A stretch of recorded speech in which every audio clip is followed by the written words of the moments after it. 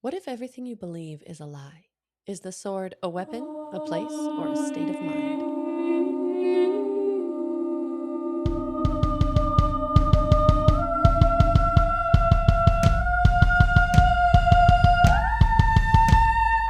Welcome to Mythic Mirror, the podcast for lovers of myth and fantasy who want to live magical and fulfilling lives. I'm your host, Mary C. Kehoe. And I'm your co-host, Carolina Carter. Today we are talking about the Sword of Kaigen.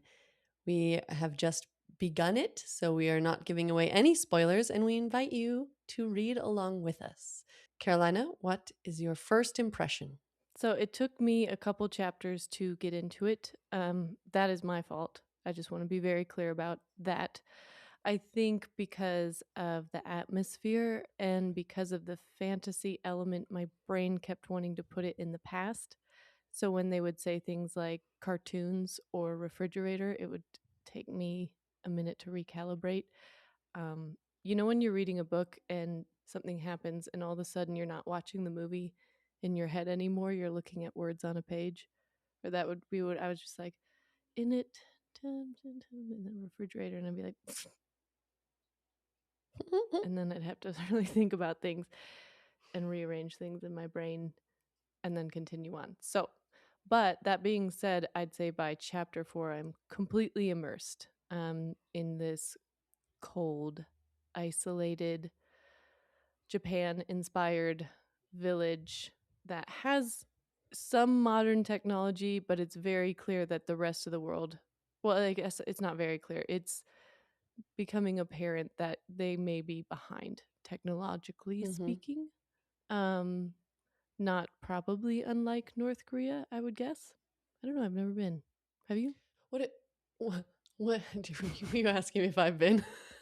Have you? Mm. When you first begin a book, you're kind of finding those reference points. So I'm thinking, okay, the fantasy world kind of based loosely, feeling like um, a medieval Japan feeling or feudal time period in Japan. And then, Mm-hmm. you meet the new kid and he says something about video games. And that I think that's the Mm-hmm. first line where you're like, whoa, wait, what? Mm-hmm. And it's so interesting how she brings in world building without ever everything you learn is through context. You don't get any kind of little sentences of explanation that fill in the world for you. It's like as if you're a baby learning about a world. It has to all be through context. So it's a little harder to be immersed, but then once you're immersed, it feels more complete. If that makes sense. Yes. No, that makes total sense. And like I said, like by chapter 4, I was in it. I didn't have any more Mm-hmm. confusion. I wasn't like I was. I can totally see this world. I'm watching the movie. Yeah, it starts out with a very small view of just Mm-hmm. the 14-year-old boy in his school, and you're learning about the culture just through how he gets to school. And then as soon Right. as you meet the new kid, it widens a little bit more, and then you get to see more of the mother's backstory, and the world grows even larger and more complex. And Mm-hmm. I really like that. Just the technology bit did throw me for a moment, but once you realize what the world is, it makes sense within the world. Right. And I think I had the same reaction. I think the only other book I've read with magic in a modern world where there's electricity, I think, is Crescent City. Um, and I had the same problem where I was in it, and then they'd be like, "She whipped out her cell phone," or what do they call it? eh, Um, in that book, and I'm like, "No, no, she didn't." I'm like, "You have magic. Why aren't you just speaking to each other's minds? Why do you have to call someone?" This shows that you and I do not read urban fantasy, or else this wouldn't throw us at all. Now we do Well, I wouldn't call this urban. I would still call it epic. remote urban fantasy. I think the other thing that threw me as well, where you find yourself flinching again, I think she does a great job of introducing you to this world. You're learning about it through context where Mamoru is thinking about his mother and how much he cares about her opinion. And it's just like a side note in there, which shows you how normalized it is, where it says even though he knew he shouldn't care about the opinion of a woman, he still cared about how his mother thought about him. And yeah. And so you're like, oh, okay, Mhm, that's mhm. how it is. With Masaki, not only are you learning about her warrior past that she's buried, you explore what it is to be a woman who is completely isolated in her own home and blamed for uh now this I don't feel like this is a spoiler because it comes pretty you learn about it right away, and then you learn more about it as you go in the first like 10 chapters.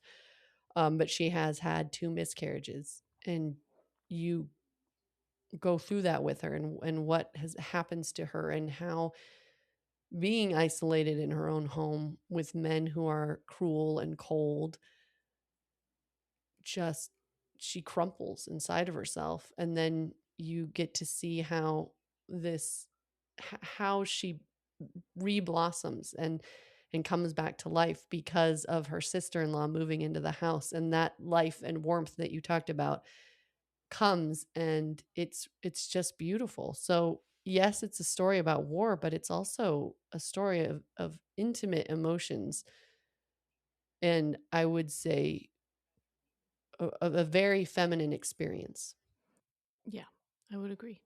When they are getting the lesson from Hibiki Sensei, and I'm sorry I'm jumping around a little, but I would like to state this is all in the first little bit. This is not spoilers. This is just sort of world building that we're doing right now. He goes to school. He has a teacher. Is that a spoiler? I don't think so. Mm-mm. No. Um, it's a bit racist. They're Mm-hmm. talking about people of lesser blood and how obviously they wouldn't be as good at warriors, and it's uncomfortable. It's uncomfortable to read. Mm-hmm. Right, which I was reading a little bit about the author, and she is a historian to begin with, Mhm. and reads mostly history rather than fantasy. And I think you can see this Mm, in her work, where she uses this story to mirror things in the world, kind of like Game of Thrones, but she's not focusing on European history, and she's also purposefully putting things on their head. So mhm. when you get a little bit further and meet some of the other cultures, you find out that the European like people are the ones that got colonized earlier. And am Carolina said before we hit record, I have a bad feeling about this book. Mm, And very yes, bad. I think I'm we worried. both know a huge tragic thing is coming. And in history, it was well, huge tragic things have happened a lot in history, but there's an event that she is mirroring where Japan uh, committed genocide against Chinese people during World War II.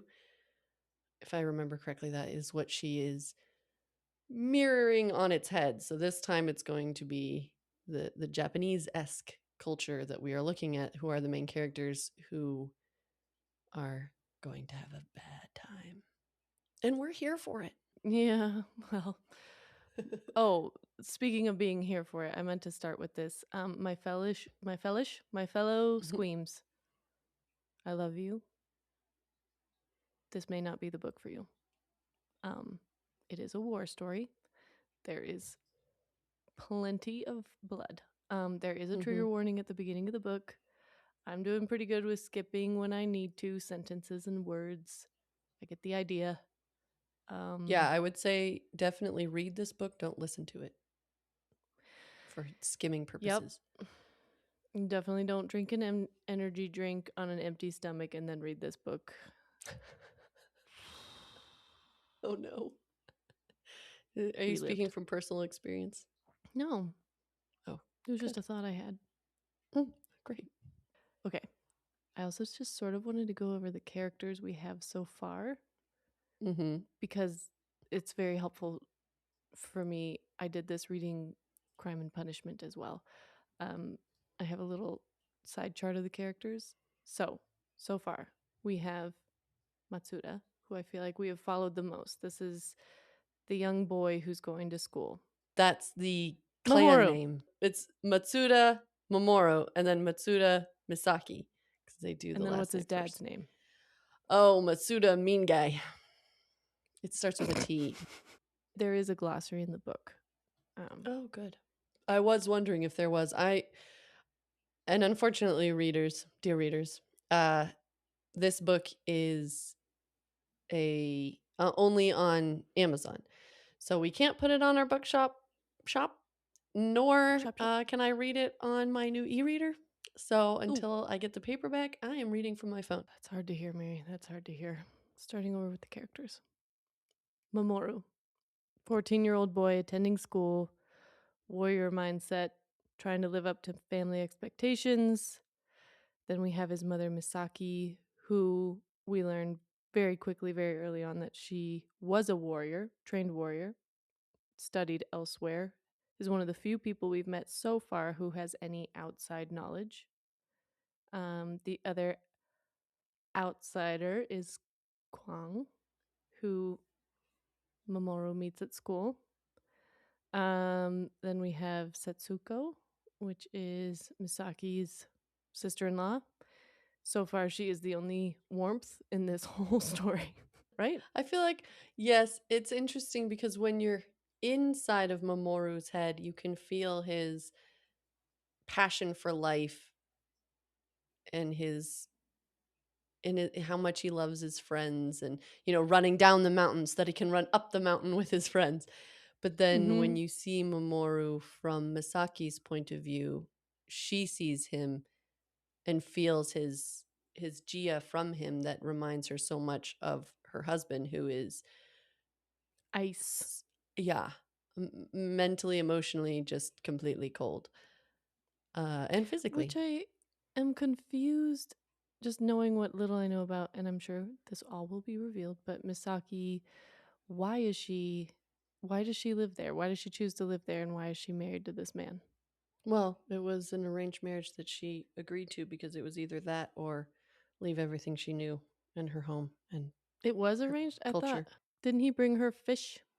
What? Am I thinking of someone else?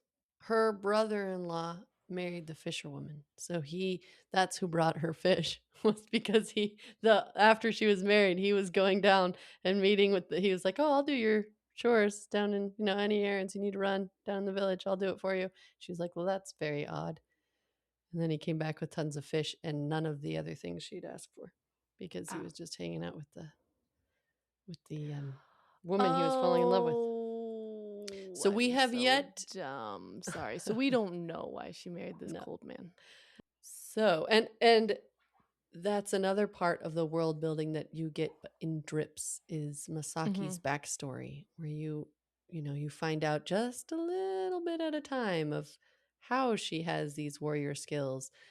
And from the beginning, you know that this is a part of her that she has buried, that her husband Mm-hmm. doesn't want her to talk about. She's never revealed this to anyone else. Right. So, like I said, the tension is there right from the start. Everything feels like a tinderbox and it's going to burn to the ground. Or shatter because it's all ice. Sorry. Yeah. So far, the things I love, because we've mentioned the things that tripped us up in the very beginning. The Mm-hmm. things that I love is the world building, the depth of this world, the just as you're moving through it and you get a flashback from Masaki's past and it feels so different and it really feels like you're shifting around in different countries and each country has its own essence and feeling. And I love the depth of these characters, how quickly you feel the subtlety of these emotions that they have. Both the son and both Misaki and Mamoru have so many layers of feeling going on. And the poetry, the writing feels very poetic to me as you Mm-hmm. kind of sink deeper and get to know these characters more and more. Yes, I absolutely agree. I want to say anything I've mentioned so far, that's my fault. The getting caught up is my fault. Um, I think my bad feeling that's building is because I already care very deeply about these characters, and that to me is never a good sign. Uh, I mean, it's a war story, so there's gonna be war, And we've and already gotten hints of mhm, what's to come. We've yeah, gotten some foreshadowing has already happened. And I think even the back of the book, which I try not to remember when I'm reading the book because it gives things away. But I'm pretty sure right, even in the back of the book it gives that away that a an attack is imminent. But we don't know when, so we're just kind of right. treading on this thin ice until it breaks.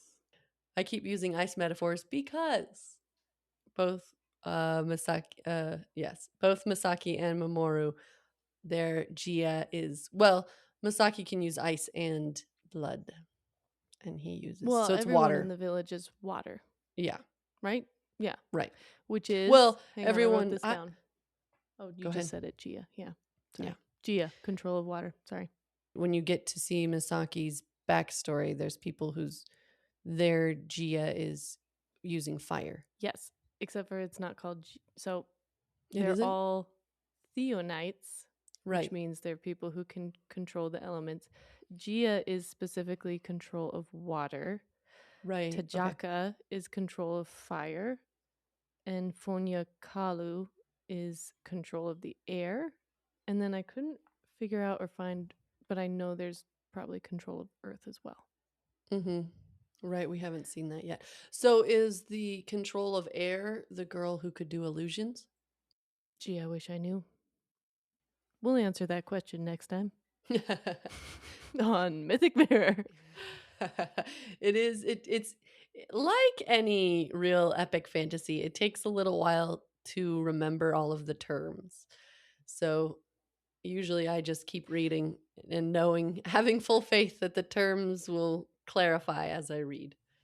Yes, and I think it is very enriching if you are able to have a physical copy, like to look in the glossary, because I think it helps it stick better in your brain.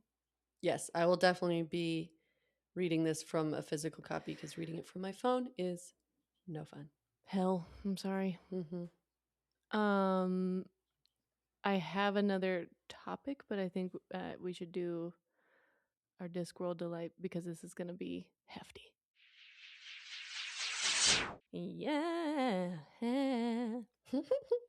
All guesses on YouTube and TikTok were for pyramids, as in pyramids. And was that correct? I just, yeah. Oh, yeah. Nailed it. Okay, so I was gonna do the whole thing from Joseph and the Amazing Technicolor Dreamcoat. There's like, Potiphar had very few cares. He was one of Egypt's millionaires, having made a fortune buying shares in pyramids. Jazz hands. And are you going to promise me you'll let her go? Said Vimes. A flame flickered near Vimes's face, a bright pool in the darkness as he lit a cigar. Now, your grace, Vimes, why ever should I do that? But I am sure Unc Morpork will pay a lot for you. Ah, I thought so, said Vimes. He shook the match out, and the cigar end glowed for a moment. Sybil? Yes, Sam? Duck. Launching into my thing of the atmosphere that we haven't talked about yet is this government propaganda where you are just learning about everything through the eyes of these characters. So truthfully, I'm not sure you're not sure what's real and what's not, which is where you're meant to be as you find out with these characters. Again, not a spoiler. We're in the first 4 chapters. This is just setting the stage. Um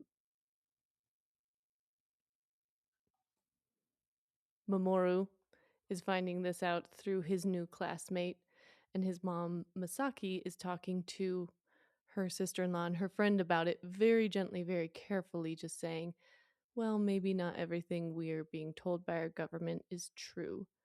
Um, and the most interesting quote that I wrote down, because her friend Misaki's friend and sister-in-law are asking, like, why would they do this? And she talks about the Yamanka Jasiliwu, the keepers of history, where she once questioned, why would there be different stories for the same event? And the answer was, there are a million ways to tell the same story. Our job is to find the one list. Oh, sorry. Okay, starting here. There are a million ways to tell the same story.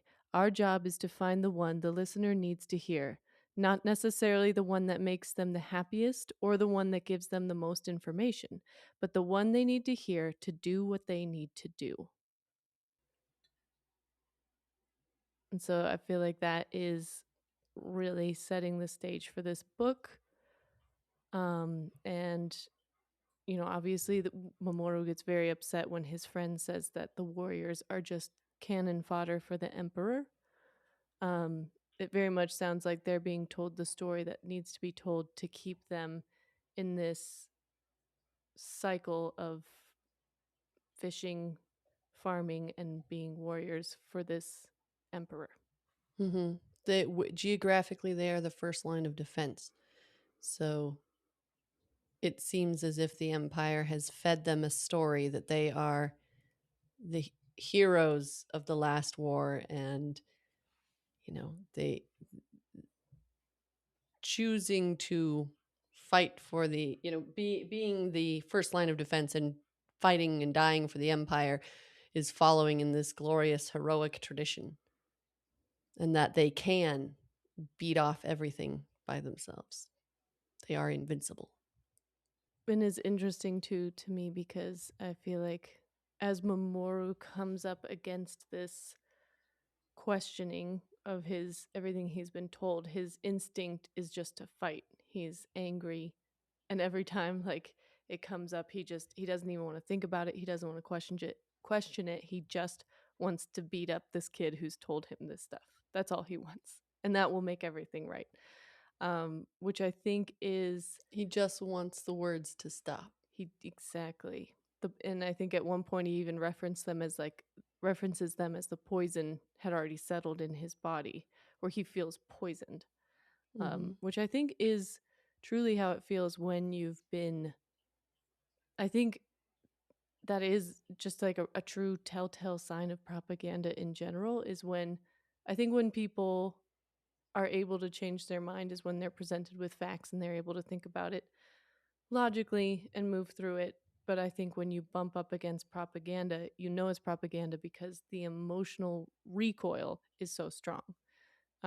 Because I think maybe in your body, you don't have the facts to refute it, so you just but it's so important to you. I mean, especially for him, this is the foundation of his entire life. So the kickback is going to be violent. Hmm. Especially when propaganda is tied to your cultural heritage, what is already there.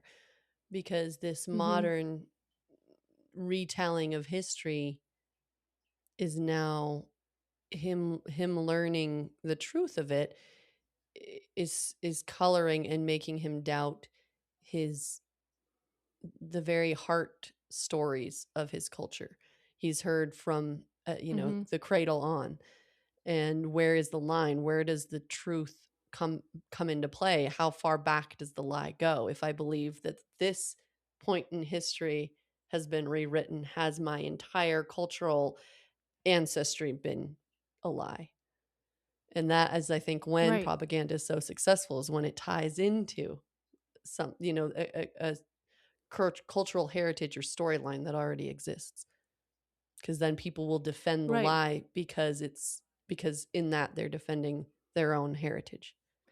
And truly stand to benefit from the lie as well, because right now they are a proud warrior race who are they're better than everybody. Whereas if you take that away, then they're just living a hard life for no reason. and are indeed cannon fodder. So, in a strange way, it benefits them. And this is where I keep coming back to this line. But the story they need to hear to do what they need to do, where it's just that this story is what they need just to live their life, because it is a hard life, and it is, um, otherwise, they would just be moving to the cities and starting over, maybe at the bottom of the food chain or social life chain, like they would just leave. There would be no line of defense. Whereas if with this propaganda, they are a proud warrior race, better than everyone else, and they have something to live for, to strive for, to be there for. Well, yes and no, I'd say. I mean, I think this makes it very clear cut and very clean and very obvious of like, this is who we are. But so then the question is, it's a question of human nature. Can you still have that much sense of pride and ownership in the land and your past and where you're from if you don't think you're better than everyone else? If others can have their, we have our magic, and this land is sacred, these mountains are sacred, our ancestors have lived here for generations back, thousands of years, and that is enough for us to stand and fight and guard this land, even to the point of, and this is where I think it's better for the empire, because they would stand and guard their mountain, their home, but that doesn't mean that they do it for the empire. But I think they wouldn't. I don't even think they would do it for their home. I think they'd be like, we're out of here. So I think if you leave room for questioning, then the whole thing falls apart. That's why Mm, it has to be so controlled, no questions. This is what we do, this is who we are. Because if one person leaves, then why would anyone else stay? Just to be hmm killed.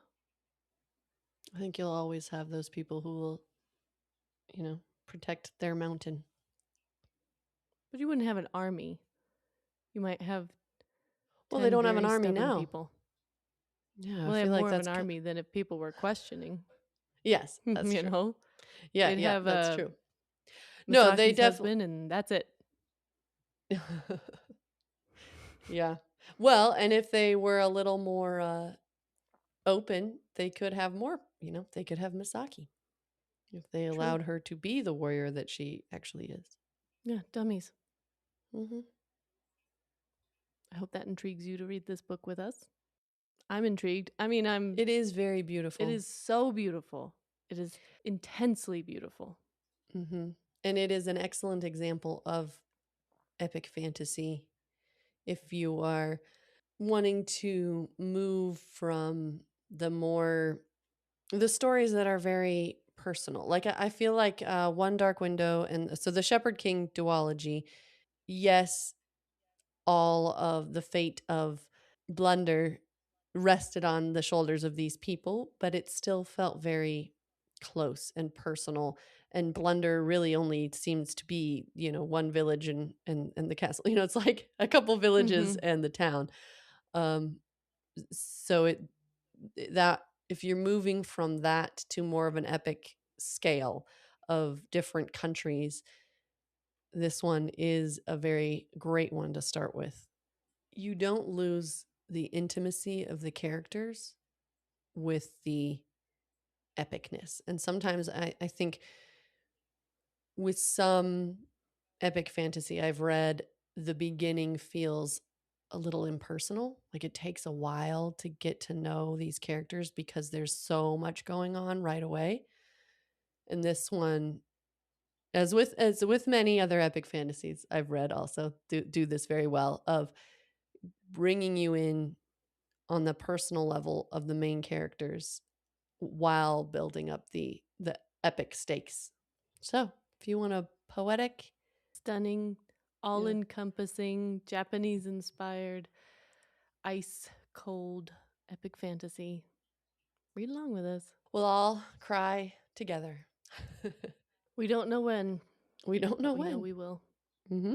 And if you would like something lighter, to break up this beautiful story, you can go read my short story and follow my Kickstarter because I will be launching my fantasy novel, Breaking Inlands, my debut, in the end of this month.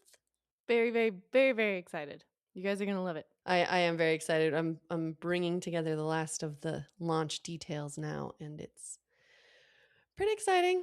I'm a little nervous, but it's exciting. Don't be nervous. I just want to make sure I have, it's just as everything's coming into place. You will. I was going to ask you what sometimes helps me with anxiety is thinking about my spark of the week. So, what was yours? My spark of the week would be, well, one spark of the week actually. I had invitations to my book launch party printed, so getting them actually in the mail, and they just look as beautiful as I wanted them to. Ding. So that Beautiful. would be a major spark of the week. I feel like I had another one, but I can't remember it right now. So how about you? I had the great pleasure of going to see Cat Power in concert last night. Her vocals are just so stunning. She's doing, I believe, a 20th anniversary tour of her album, The Greatest, which I had on repeat when I was in college. And it was just, I truthfully, it's funny, I don't really enjoy concerts, and I've been going a lot recently and really enjoying them. But it's really hard to describe. Like, if you listen to her voice on the album, just know that it's that plus like 10 times even more amazing in person. It's just very rich, very raspy, very full, very unique. And I just really deeply enjoyed being there. Yeah, you've had a good music summer.